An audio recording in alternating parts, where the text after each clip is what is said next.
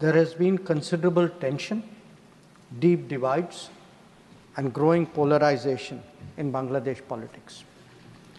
This underlying foundation aggravated a student agitation that started in June this year.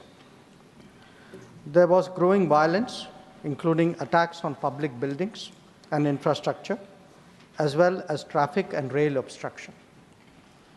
The violence continued through the month of July. Throughout this period, we repeatedly counseled restraint and urged that the situation be diffused through dialogue.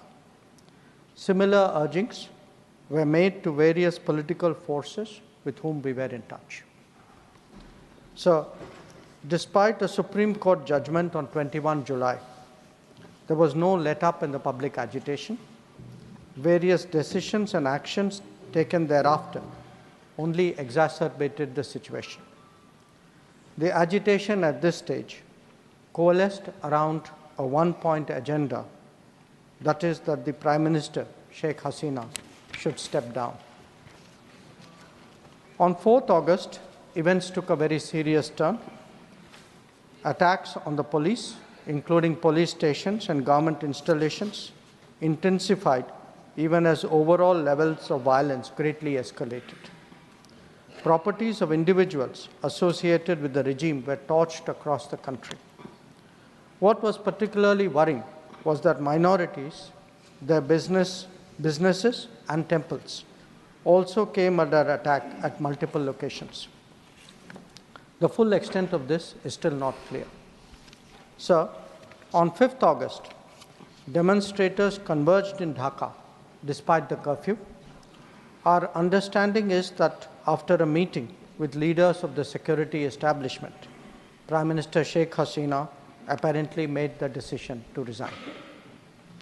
At very short notice, she requested approval to come for the moment to India. We simultaneously received a request for flight clearance from Bangladesh authorities. She arrived yesterday evening in Delhi. The situation in Bangladesh, sir, is still evolving.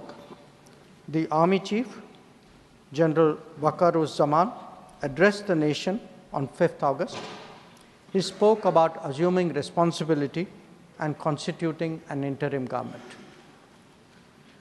We are in close and continuous touch with the Indian community in Bangladesh through our diplomatic missions.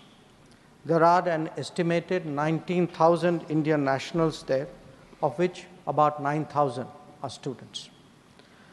The bulk of the students, however, have already returned to India in the month of July on the advice of the High Commission. In terms of our diplomatic presence, in addition to the High Commission in Dhaka, we have assistant High Commissions in Chittagong, Rajshahi, Khulna, and Sylhet. It is our expectation that the host government will provide the required security protection for these establishments. We look forward to their normal functioning once the situation stabilizes. Chairman, sir, we are also monitoring the situation with regard to the status of minorities.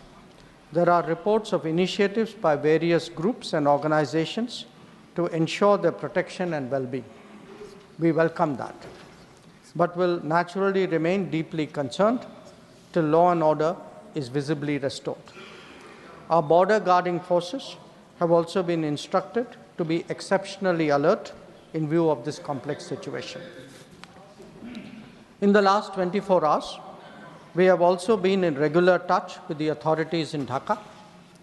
This is the situation as of now. I seek the understanding and support of the House in regard to sensitive issues regarding an important neighbor on which there has always been strong national consensus. Thank you. Debate resumes. Shri Deepak Prakash. Shri Deepak Prakash.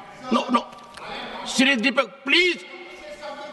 Nothing positive. Everyone has positive. Please don't exploit it.